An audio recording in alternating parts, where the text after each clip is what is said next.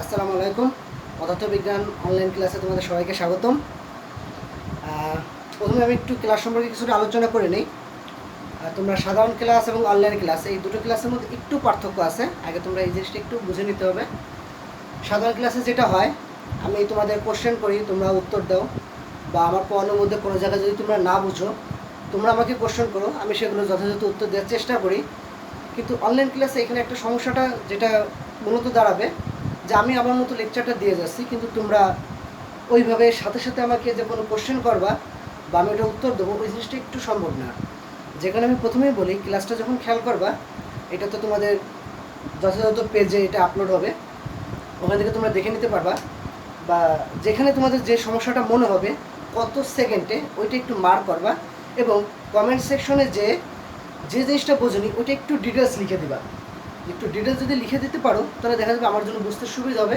আমি ওই কমেন্টে তোমাদের রিপ্লাইটা দিয়ে দেওয়ার চেষ্টা করব, সেটা ভিডিওর মাধ্যমে হোক বা আমি করে ছবি আপলোড করে দিয়ে তোমাদের ওটা করে দিয়ে আমি ওইখানেই করে দেওয়ার চেষ্টা করব। এই জিনিসটা তোমাদের একটু বুঝতে হবে, যা তোমরা আগে যে সাথে সাথে কোশ্চেন করে এবং আমি ওটা উত্তর দিয়ে পরের লাইনে যেতে পারতাম, এখানে কিন্তু সেই সুযোগটা একটু কম। তাহলে সেক্ষেত্রে তোমাদের প্রথম কাজ হবে যে কোন জিনিসটা কোন জায়গায় বুঝো না ওটা একটু দেখা, আর যদি সব বুঝে যাও সেটা তো খুবই ভালো। আমি চেষ্টা করব কতটা পারি, যাই না। আচ্ছা, যাই হোক, আমি ফিজিক্সে আসি। তোমাদের এয়ার ফাইনালে ফিজিক্সের সিলেবাস যেটা, প্রথমে আমি সেটা নিয়ে একটু আলোচনা করি। তোমাদের এয়ার ফাইনালে ফিজিক্সের সিলেবাস আছে টোটাল 6টা অধ্যায়। 6টা অধ্যায়ের মধ্যে প্রথম পত্রে আছে অধ্যায় 6, মানে মহাকর্ষ ও অভিকর্ষ। অধ্যায় 7 পদার্থের গাঠনিক ধর্ম এবং অধ্যায় 10 আদর্শ গ্যাস ও গ্যাসের গতিতত্ত্ব। এই 3টা চ্যাপ্টার ক্লাসে আমি তোমাদের শেষ করে দিছি। মার্চের 15 তারিখ পর্যন্ত যে ক্লাস হয়েছে সেই জায়গায় এই 3টা চ্যাপ্টার আমি তোমাদের শেষ করে দিছি, 6, 7 এবং 10 যথাযথভাবে শেষ করা হয়েছে। তারপরে যদি তোমাদের বুঝতে কোনো যাওয়ার সমস্যা থাকে আবারও আমাকে বলবা, আমি আবারও দেখা দেবো, কোনো সমস্যা নেই। এবং সেকেন্ড পার্টে তোমাদের অধ্যায় ছিল 3টা। অধ্যায় 1 তাপ গতিবিদ্যা, অধ্যায় 3 চলতরিৎ এবং অধ্যায় 10 সেমিকন্ডাক্টর ও ইলেকট্রনিক্স। এর মধ্যে সায়েন্সে তোমাদের অধ্যায় 1 এবং অধ্যায় 3 এই 2টা চ্যাপ্টার শেষ করে দিছে। তাহলে বাকি আছে শুধুমাত্র অধ্যায় 10। আমি অনলাইন ক্লাসে সর্বপ্রথম চেষ্টা করব 10 অধ্যায়টা শেষ করা, যাতে তোমাদের সিলেবাসটা পরিপূর্ণভাবে শেষ হয়ে যায়। কিন্তু তার আগে যেহেতু অনেক দিন গ্যাপ হয়েছে, তোমরা অনেকেই অনলাইন ক্লাস হবে বলে আমাকে একটু ফোনের মাধ্যমে হোক বা SMS দিয়ে হোক তোমরা বলছে, স্যার আমাদের পুরোনো 3টা চ্যাপ্টার বা এখানে যে 2টা চ্যাপ্টার, এই 5টা চ্যাপ্টার একটু যদি শেষ করে দেন ভালো হয়। তো সেক্ষেত্রে আমি একটু কাজ করব যে এই 3টা চ্যাপ্টারে ইম্পর্টেন্ট যে জিনিসগুলো আছে টপিকস, এইটা নিয়ে প্রথম দুটো ক্লাস একটু আলোচনা করব। এরপরে আমি অধ্যায় 10-এ যাবো, 10 শেষ হলে দেন আমি 3 এবং তারপরে অধ্যায় 1। মোটামুটি যে কদিন লাগে আমি চেষ্টা করবো একটু তাড়াতাড়ি শেষ করার বা সুন্দরভাবে শেষ করার। প্রথমে আমি যাই ফার্স্ট পার্টে এই 3টা অধ্যায়, মহাকর্ষ অভিকর্ষ, পদার্থের গাঠনিক ধর্ম এবং আদর্শ গ্যাস ও গ্যাসের গতিতত্ত্ব। প্রথমে মহাকর্ষ ও অভিকর্ষে যাই। মহাকর্ষ অভিকর্ষে আমার কোন জিনিসগুলো ইম্পর্টেন্ট আমি আগেই বলছি। প্রথম দুটো ক্লাস আমি চাবো এই 3টা অধ্যায়ের উপরে একটু রিভিশন দিতে, যেহেতু তোমাদের এই 3টা অধ্যায় ভালোভাবে পড়া আছে এবং এখানে এই 2টা অধ্যায় যেহেতু আমি এই 3টা অধ্যায় পড়াইছি, এই জন্য আগে আমি এই 3টা অধ্যায় আমি একটু যেতে চাচ্ছি। এই 3টা অধ্যায় একটু রিভিশন দিতে, যেন তোমাদের পুরোনো সিলেবাসগুলো বা পুরোনো যে টপিকসগুলো আছে একটু মনে পড়ে যায়, তোমরা নিজেরা বাসায় করতে পারো। দেন নতুন অধ্যায়টায় আমি যাব। প্রথমে পুরোনোগুলো একটু দেখাই আসি। অধ্যায় 6 এবং 7 এই 2টো অধ্যায়, 2টো অঙ্ক বা 2টো টপিকস, এগুলো আমি চাবো আজকে একটু করাই দিতে। দেন ক্লাস শেষ পর্যায়ে আমি সিলেবাস বা পরীক্ষা নিয়ে তোমাদের একটু আলোচনা করব। এটা একটু শেষে যে প্রথমে আমি এখানে আসি মহাকর্ষ ও অভিকর্ষে। মহাকর্ষ অভিকর্ষে আমার কোন জিনিসগুলো আছে একটু সেই জিনিস নিয়ে আমি একটু আগে রিভিশন দিয়ে আসি।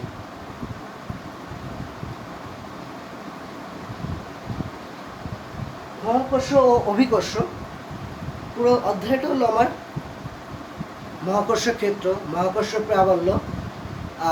ভূপৃষ্ঠ থেকে কোনো একটা বস্তু যদি উপরের দিকে যায় তাহলে তার বেগ কত হবে, বা সে বেগটা কোন পর্যায়ে গেলে সে মুক্তি বেগ হবে, বা কোনো একটা বস্তু পৃথিবী থেকে কত বেগে বাইরে গেলে সেটা ভূস্থির উপগ্রহ হবে, বা সেক্ষেত্রে আমার আবর্তনকাল, কেপলারের সূত্র, এই জিনিসগুলো নিয়ে আমি একটু আলোচনা করবো। আগে প্রথমে আসি, আমি একদম প্রথম থেকে আসি। এই অধ্যায়ের প্রথমে আছে আমার গ্যালিলিওর পরন্ত বস্তুর সূত্র।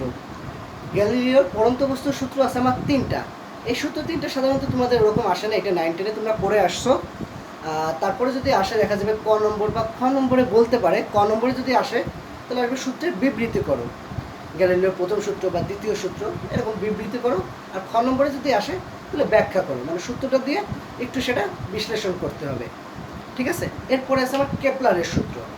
কেপলারের সূত্র থেকে আমার 3টা সূত্র আছে, এর মধ্যে দ্বিতীয় এবং তৃতীয় সূত্রটা এবং তৃতীয় সূত্রটা একটু বেশি ইম্পর্টেন্ট। এই সূত্রগুলো একটু পড়তে হবে। খ নম্বরে অনেক বোর্ড পরীক্ষায় বা অনেক কলেজে দেখবা তোমরা কেপলারের সূত্র বিবৃতি করো, 2 নম্বর বা 3 নম্বর সূত্র এটা বিবৃতি আসে।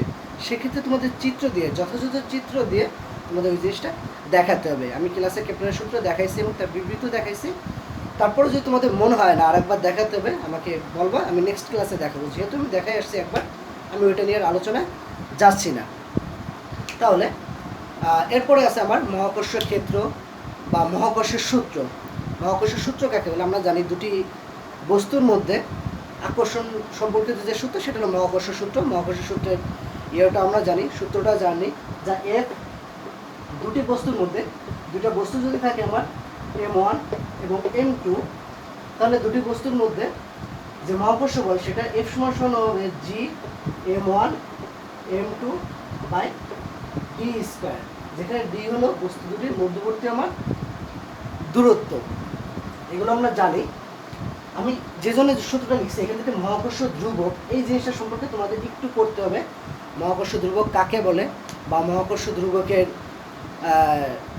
সংজ্ঞা কী বা তার মান কত এবং তার একক একটু ভালো করে খেয়াল করে দেখবা। বোর্ড পরীক্ষায় অনেকবার মহাকর্ষ ধ্রুবকের মাত্রা সমীকরণ বা মহাকর্ষ ধ্রুবকের একক এই জিনিসটা আসে। একটু বইতে আন্ডারলাইন করে এই মহাকর্ষ ধ্রুবকের মাত্রা সমীকরণ এবং একক এই দুটো একটু খেয়াল করবা, তোমাদের কলেজের পরীক্ষার জন্য এটা ইম্পর্টেন্ট আসতে পারে। সায়েন্সের কোশ্চেন করি বা আমি কোশ্চেন করি, যাই হলো। এরপরে আসি আমি মহাকর্ষ ক্ষেত্র, মহাকর্ষ প্রাবল্য, মহাকর্ষ বিভব এই জিনিস সম্পর্কে। তার আগে একটু আমি যাব অভিকর্ষ ত্বরণ নিয়ে। আমরা অভিকর্ষ ত্বরণ জানি যা কাকে বলে, মুক্তভাবে পড়ন্ত কোনো বস্তু প্রতি সেকেন্ডে যে বেগ বৃদ্ধি হয় তাকে আমরা অভিকর্ষ ত্বরণ বলি। অভিকর্ষ ত্বরণকে আমরা জি দ্বারা প্রকাশ করি। আমরা জানি ভূপৃষ্ঠে জিকে আমরা জি দ্বারাই প্রকাশ করি। জি এর মান সাধারণত আমরা ধরে নিই 9.8 বা 9.81। এর 45 ডিগ্রি অক্ষাংশে কত মান বা কোন জায়গায় কত মান এগুলো একটু বইতে আছে, এগুলো পড়ে নিলেই হবে। এগুলো আগেও পড়ানো হয়েছে, ওটা যাচ্ছি না। তোমাদের কয়েকজন আমাকে ফোন করছিল বা এই বন্ধুদের মধ্যে কয়েকজন আমাকে এই মহাকর্ষ জি সম্পর্কিত কয়েকটা জায়গায় তাদের একটু সমস্যা এটা বলছে এবং ক্লাস হবে বলে তারা আমাকে একটু রিকোয়েস্ট করছিল যে স্যার এগুলো আরেকবার একটু দেখায় আসতেন তাহলে ভালো হয়। আমি বলতেছি না এটা সবার জন্য, কিন্তু যেহেতু যারা বলছে তাদেরটা আগে যাচ্ছে, যারা বলে নাই আমি ধরে নিচ্ছি তাদের আপাতত সমস্যা নাই। তারপরে যদি থাকে আমাকে জানাবা, আমি অবশ্যই দেখাতে দেওয়ার চেষ্টা করব। আচ্ছা, প্রথমে আসি আমি জি সম্পর্কিত। আমি সরাসরি এখান থেকে একটা অঙ্কে যাই, জি এর অঙ্কটা আমি লিখছি না, আমি বলে দিচ্ছি এবং মানগুলো আমি লিখছি, তোমরা একটু তুলে নেবা। একটি সেকেন্ড দোলক,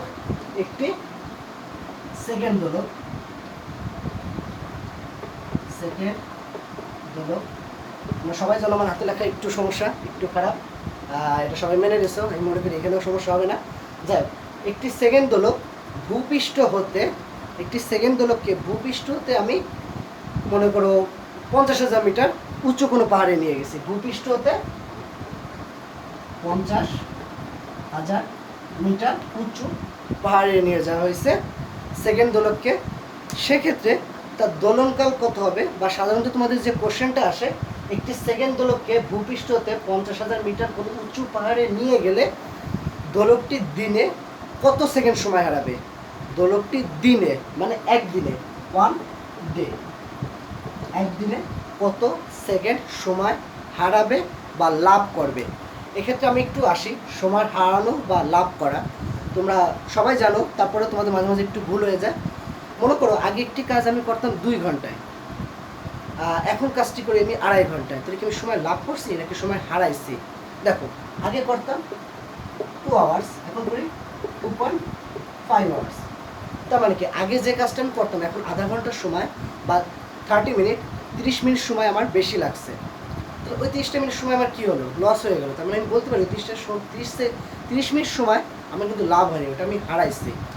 তার মানে সময় বেড়ে যায় মানে বুঝবার সময় হারানো, আর সময় কমে যায় মানে বুঝবার সময় লাভ করা। ঠিক সেইভাবে একটি দোলক যদি আগে তার দোলনকাল 2 সেকেন্ড হয় এবং পরবর্তীতে দোলনকাল যদি 2.5 সেকেন্ড হয়, তাহলে আমি বলতে পারি সে 0.5 সেকেন্ড সময় সে হারাইছে। আর যদি 1.5 সেকেন্ড বা 1.8 সেকেন্ড বিয়োগ করে আমি পাই 0.2 সেকেন্ড, তাহলে বলতে পারি সে 0.2 সেকেন্ড সময় সে লাভ করছে। সময় লাভ করা মানে সেকেন্ড দোলকটি দ্রুত চলে, আর সময় হারানো মানে সেকেন্ড দোলকটি ধীরে চলবে। এগুলো আমি বলছি আগে বা তোমরা জানো, এমনি ভালো স্টুডেন্ট তোমরা। আচ্ছা যাই হোক, প্রথমে আসে একটি সেকেন্ড দোলক। সেকেন্ড দোলকের সংখ্যা তো আমরা জানি, মাঝে মাঝে দেখা যায় অধ্যায়টা যদিও অধ্যায় 8-এর কোশ্চেন, কিন্তু অধ্যায় 6-এর জন্য বা বোর্ডের জন্য খুবই ইম্পর্টেন্ট। এই জন্য কোশ্চেনটা একটু দেখাচ্ছি, বা অনেকে বলছো কোশ্চেনটা দেখাতে।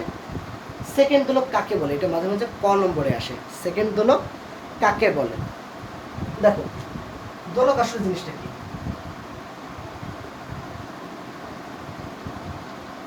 এই হলো একটা দোলক। এই দোলকটাকে যখন আমি তুলতে দিই, সেই দিক থেকে এই পর্যন্ত যায় এবং এদিক থেকে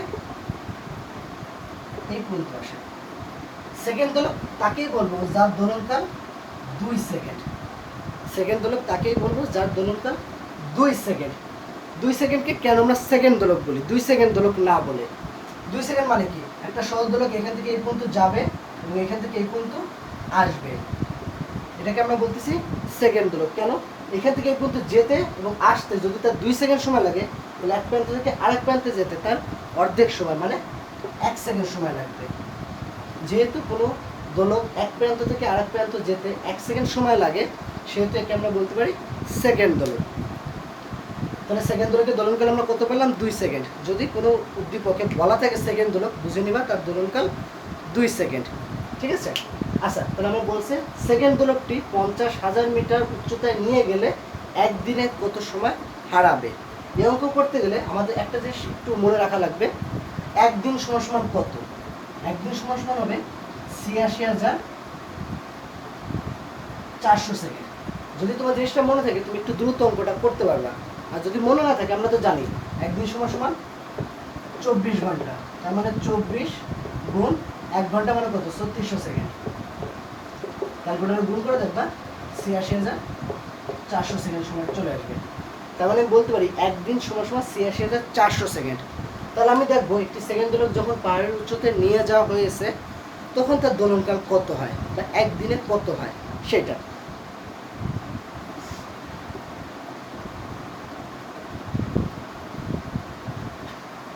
আমরা জানি ভূপৃষ্ঠে কোনো বস্তুর দোলনকাল অভিকর্ষ ত্বরণ জি সমান সমান GM/r², যেখানে জি হচ্ছে আমার মহাকর্ষ ধ্রুবক, এম হচ্ছে আমার পৃথিবীর ভর এবং আর হচ্ছে আমার পৃথিবীর ব্যাসার্ধ।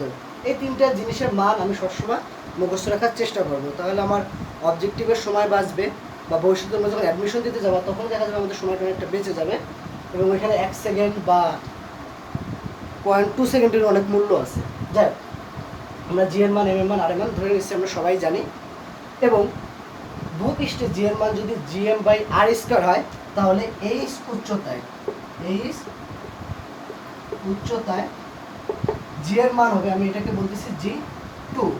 এইচ উচ্চতায় G2, তাহলে এটা হবে GM/r প্লাস এইচ তার স্কোয়ার।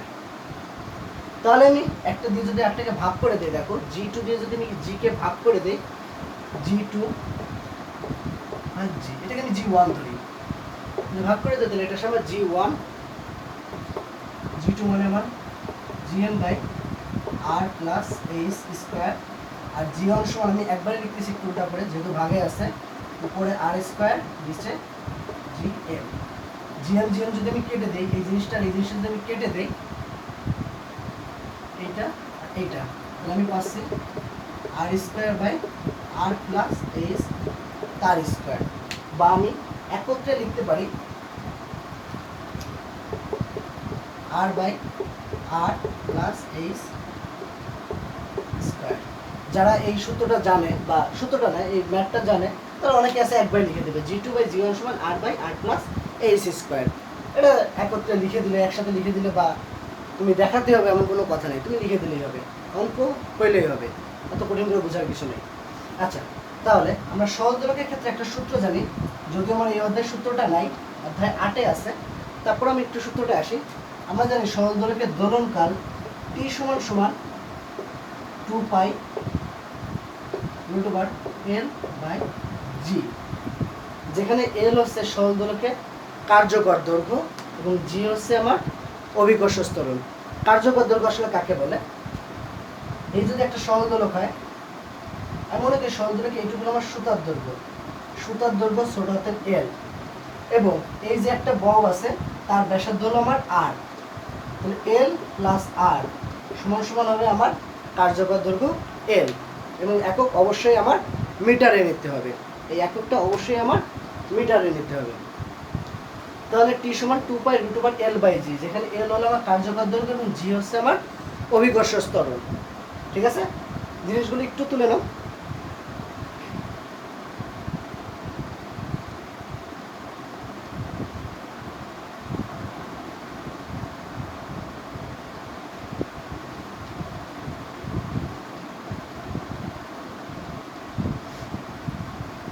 আচ্ছা, এরপর আসি আমি,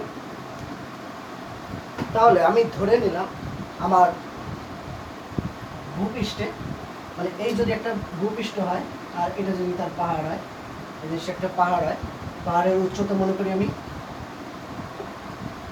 H, এই জায়গায় আমার অভিকর্ষ ত্বরণ G1 এবং ভূপৃষ্ঠের মানে পাহাড়ের উচ্চতায় আমার অভিকর্ষ ত্বরণ G2, এই জায়গায় আমার দোলনকাল T1, এই জায়গায় আমার দোলনকাল T2। তাহলে একটু আগে যে সূত্র দেখছিলাম আমি, T = 2π√L/G, এখান থেকে আমি বলতে পারি T সমানুপাতিক 1/√G, বা সহজ দোলকের দোলনকাল অভিকর্ষ ত্বরণের বর্গমূলের ব্যস্তানুপাতিক। সহজ দোলকের দোলনকাল অভিকর্ষ ত্বরণ G এর বর্গমূলের ব্যস্তানুপাতিক। যদি আমার তাই হয়, তাহলে এই সূত্র অনুযায়ী আমি লিখতে পারি T2/T1, যেহেতু আমি ব্যস্তানুপাতিক বলছি, তার মানে T2 যদি এখানে থাকে, এখানে থাকবে √G2, আর T1 নিচে, তাহলে এখানে √G1, যেহেতু উপর নিচের রুট আছে আমি একত্রে এটাকে রুট লিখে দিতে পারি। T1/T2 = √G1/G2। একটু আগে আমি বের করছিলাম G2/G1 = R/R+H তার স্কয়ার। যেহেতু এখানে একটু উল্টা আছে, G1 উপরে আছে, G2 নিচে আছে, এখানে G1 নিচে ছিল, তাহলে এটাকে আমি একটু উল্টাই দিতে পারি। এখান থেকে আমি বলতে পারি এটা যদি উল্টে যায়, উপরে থাকবে R+H, নিচে থাকবে R তার স্কয়ার, স্কয়ার এবং রুট কাটাকাটি হয়ে যাবে, এখানে থাকবে R+H/R। তাহলে আমি T2/T1 সমান পেলাম R+H/R। মূলত এই লাইনটা হলো ইম্পর্টেন্ট, আমাদের একটু জানা থাকা লাগবে যে T2/T1 করলে এই জিনিসটাই আসে, তাহলে দেখা যাবে কি এই জিনিসগুলো যদি তোমার জানা থাকে তাহলে অঙ্ক ভুলার সম্ভাবনাটা কম। অনেকে আছে এটা করতে যে আর উপরে চলে যায়, R+H নিচে এসে যায়। আমি বলছি না জিনিসটা মুখস্থ, অঙ্ক কোনো সময় মুখস্থ হয় না, কিন্তু করতে করতে অঙ্ক অভ্যস্ত হয়ে যাওয়া যায়। যেমন আমি এটা জানি, উপরে T2 লিখছি, আমি জানি এখানে R+H আসবে, তো এটা করতে করতে তোমাদের অভ্যস্ত হয়ে যাবে তোমরা, এটা সমস্যা নেই। তাহলে আমি এখান থেকে একবার লিখে দিতে পারি, পুরোটা লিখে দিই।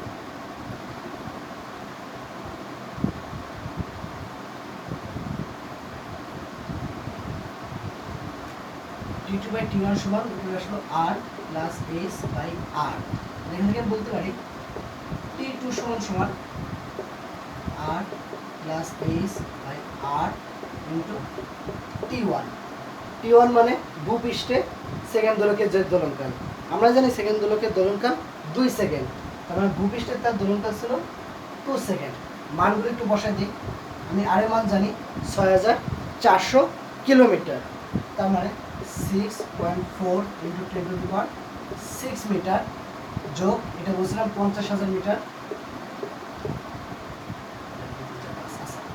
6.4 × 10⁶ গুণ 2, এটা করলে দেখি আমি কত আসে।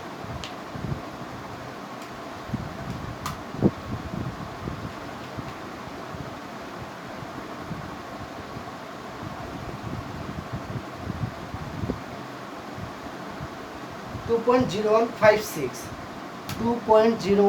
সিক্স আমি চাই এটাকে 6 লিখতে পারো, কিন্তু যতই মান বেশি নেবো দেখা যাবে আমার উত্তরটা তত অ্যাকুরেট আসবে। যেহেতু মানের পার্থক্য খুবই কম, তাহলে আমি পুরোটাই নিই। তাহলে আগে ছিল আমার 2 সেকেন্ড, এখন আছে আমার 2.015 সেকেন্ড। সময় বেড়ে গেছে নাকি সময় কমে গেছে? 2 সেকেন্ডের চেয়ে এটা বেশি, তার মানে আমার সময় বেড়ে গেছে। তার মানে কি সহজ দূরত্বটি আমার ধীরে চলবে বা আমি সময় হারাবো। কত সেকেন্ড হারাবো? 2 সেকেন্ড থেকে এটা যদি আমি বিয়োগ করে দিই, মানে 2.0156 সেকেন্ড থেকে এটা থেকে যদি আমি 2 সেকেন্ড বিয়োগ করে দিই, তাহলে মান পাবো 0.0156 সেকেন্ড। তার মানে সরল দোলকটি এত সেকেন্ড সময় হারাবে। কত সেকেন্ড হারাবে? 2 সেকেন্ডে, কারণ তার সরল দোলকের দোলনকাল ছিল 2 সেকেন্ড। আগে যেখানে 2 সেকেন্ড লাগতো এখন সেখানে এত সময় বেশি লাগে, তাহলে সে এত সেকেন্ড সময় হারাবে। আচ্ছা, আমরা একদিন সমান কত সেকেন্ড পড়ছিলাম? ৮৬,৪০০। যেহেতু 2 সেকেন্ডে সময় হারায় 0.0156 সেকেন্ড, 1 সেকেন্ডে কত সময় হারায়? আর ৮৬,৪০০ সেকেন্ডে কত সময় হারায়? একবার আসি আমি, 0.0156 গুণ ৮৬,৪০০ ডিভাইড বাই 2। 0.0156 গুণ ৮৬,৪০০ আর 2, 673.92, 673.92 সেকেন্ড। তার মানে সরল দোলকটি একদিনে হারাবে 673.92 সেকেন্ড। ঠিক আছে, এটাই আমার অ্যান্সার। গ নম্বরে দেখা যায় এটা থাকবে বা ঘ নম্বরে এটা থাকতে পারে, অঙ্কের উপর ডিপেন্ড করে। ঠিক আছে, আচ্ছা এই অঙ্কটাই আমি আরেকটু যদি বলে দিই,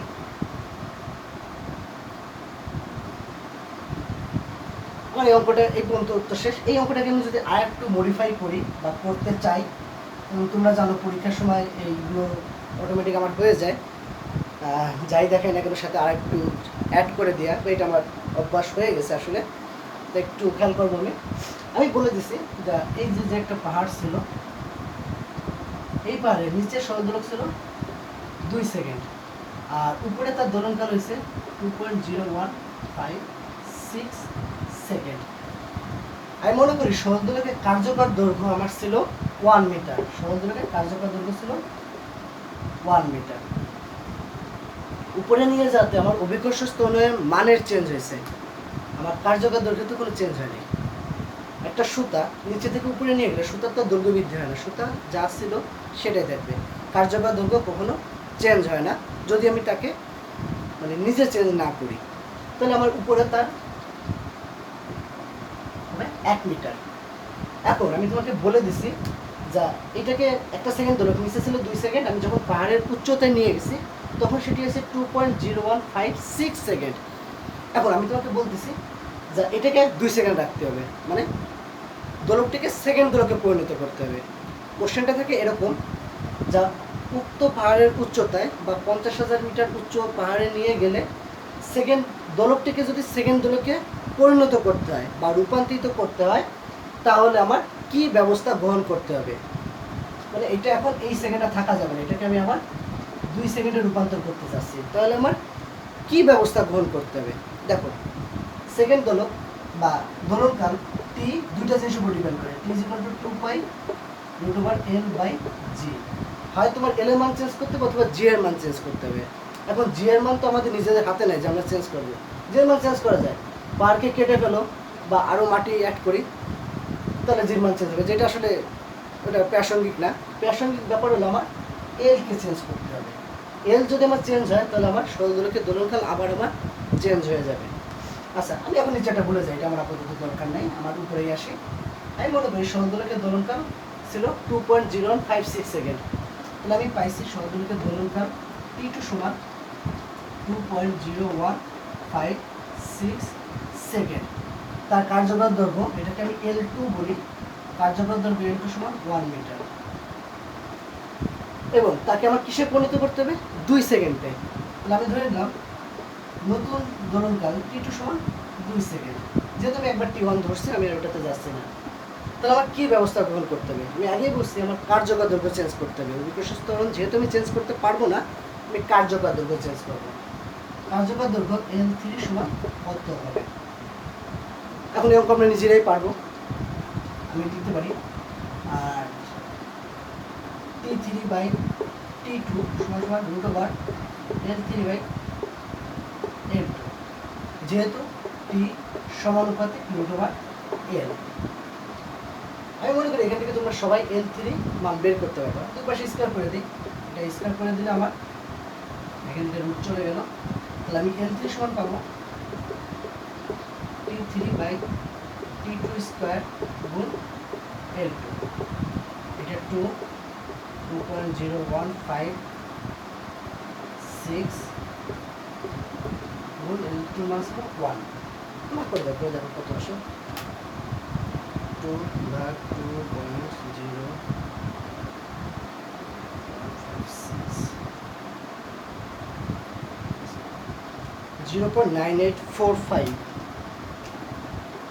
0.9845 মানে 5 মিটার। আগে ছিল আমার 1 মিটার, এখন এসে কত? 0.985 মিটার। আমি যদি বিয়োগ করি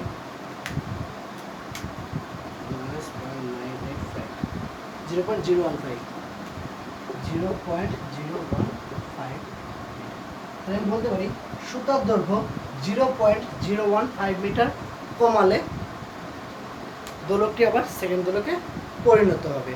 ঠিক আছে? আচ্ছা, এরপরে এই পর্যন্ত, এতে আর ওরকম তেমন কিছু থাকে না। আর দু একটা জিনিস, এটা তোমরা বোর্ড কোশ্চেন বা বিভিন্ন কলেজের কোশ্চেন বা পাঠ্যপুস্তকের যে বইগুলো, মানে যে কোশ্চেনগুলো আছে এগুলো দেখলে তোমরা পারবা। ঠিক আছে? আমি এই অধ্যায় থেকে আরেকটা কোশ্চেন করাবো নেক্সট দিন। আমার বেগ, মুক্তিবেগ বা কৃত্রিম উপগ্রহের উচ্চতা বা আবর্তনকাল এই সম্পর্কিত আজকে করাচ্ছি না। এই কারণে, যেহেতু আমি আজকে শুরু করছি, আমার মানে আশা থাকবে তোমাদের কাছে এই জিনিসটা তোমরা একবার একটু বাসায় রিভাইজ দিবা। পুরোনো পড়াগুলো আরেকবার রিভিশন দিলে দেখা যাবে সব কিছু আমার মনে পড়ে যাবে। নেক্সট দিন যেন আমি বললেই তোমরা করতে পারো, বা আমি করার আগে যেন তোমরা বলতে পারো না এইভাবে হয়। আমি যদিও না শুনবো, কিন্তু তোমাদের যেন প্রস্তুতি রেডি থাকে। একদম কিছু না জেনে ক্লাস করার ওইভাবে দরকার নেই, যেহেতু অনেকদিন গ্যাপ গেছে। একবার পড়ে আসো, ঠিক আছে?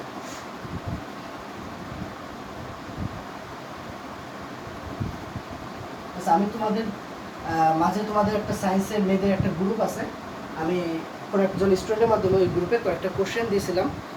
সেখানে ছিল সপ্তম অধ্যায় গাঠনিক ধর্মের একটা অঙ্ক। যে অঙ্কটা ছিল এরকম: একটি বড় বৃষ্টির ফোঁটার ব্যাসার্ধ, একটি বৃষ্টির ফোঁটা, বড় ফোঁটা, তার ব্যাসার্ধ আমি মনে করি 10⁻⁻6 মিটার। একটি বৃষ্টির ফোঁটা ভূপৃষ্ঠে এসে পতিত হলো এবং পতিত ফোঁটাটি 4টি কণায়, 4টি 5টি আমি ধরে নিলাম, সুবিধার্থে আমি ধরে নিই 8টি কণায়, 8টি কণায় পরিণত, মানে একটি বৃষ্টির বড় ফোঁটা ছোট ছোট 8টি ফোঁটায় পরিণত হয়। এই পরিণত হওয়ার ফলে এখান থেকে অনেকগুলো কোশ্চেন থাকতে পারে, আমি পার্ট বাই পার্ট আসি। প্রথমে আসি আমি ছোট ফোঁটার ব্যাসার্ধ কত, যে 8টি ছোট ফোঁটায় পরিণত হয় তার ব্যাসার্ধ কত, এটা বলতে পারে। বা বলে দিতে পারে এই বড় ফোঁটা থেকে ছোট ফোঁটা পরিণত হলো, এতে তার ক্ষেত্রফলের কি পরিবর্তন হলো। একটা হলো ছোট ফোঁটার ব্যাসার্ধ কত, কত ক্ষেত্রফলের পরিবর্তন হলো। এরপরে আসতে পারে পৃষ্ঠ শক্তি নির্ণয় করো। 3টা জিনিস আমি তো পরপর আসছি, যে একটার পরে একটা, একটার পরে একটা। প্রথমে আসো ছোট ফোঁটার ব্যাসার্ধ, ক্ষেত্রফলের পরিবর্তন, পৃষ্ঠ শক্তি। এরপর তোমাকে বলতে পারে এর ফলে এই যে বড় ফোঁটাটি 8টি ছোট ফোঁটা পরিণত হলো, এর ফলে তাপমাত্রা কোনো পরিবর্তন হয়েছে কিনা বা হলে সেটা কত হয়েছে। আমি ধাপে ধাপে আসি।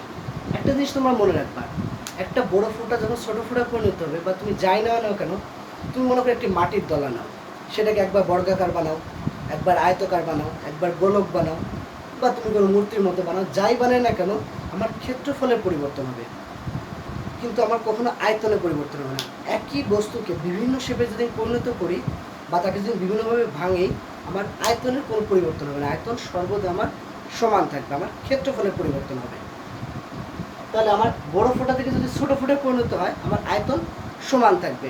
তাহলে আমি বলতে পারি বড় ফোঁটার আয়তন, বড় ফোঁটা, বাংলা লেখা আসলে কষ্ট সমান ছোট ফোঁটা,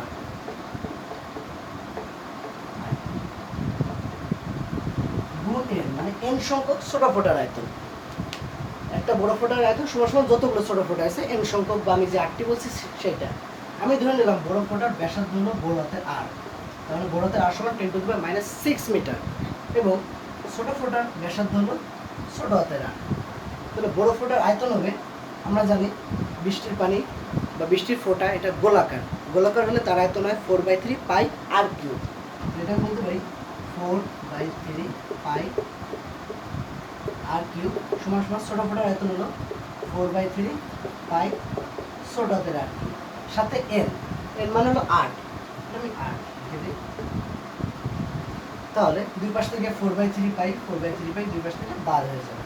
তাহলে আমি পাই r কিউব সমান সমান 8 ইন্টু r কিউব।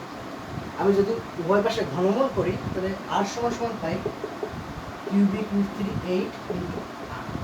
আর উপর থেকে কিউব উঠে গেছে, এই আর উপর থেকে কিউব হয়ে গেছে, আর 8 হলো কিউবিক রুট 3। এটাকে আমি করলে পাবো 2।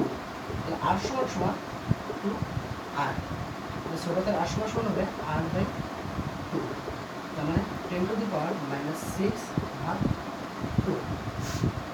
তাহলে এটাকে বলা যায় 5 ইন্টু 10⁻⁻7 মিটার।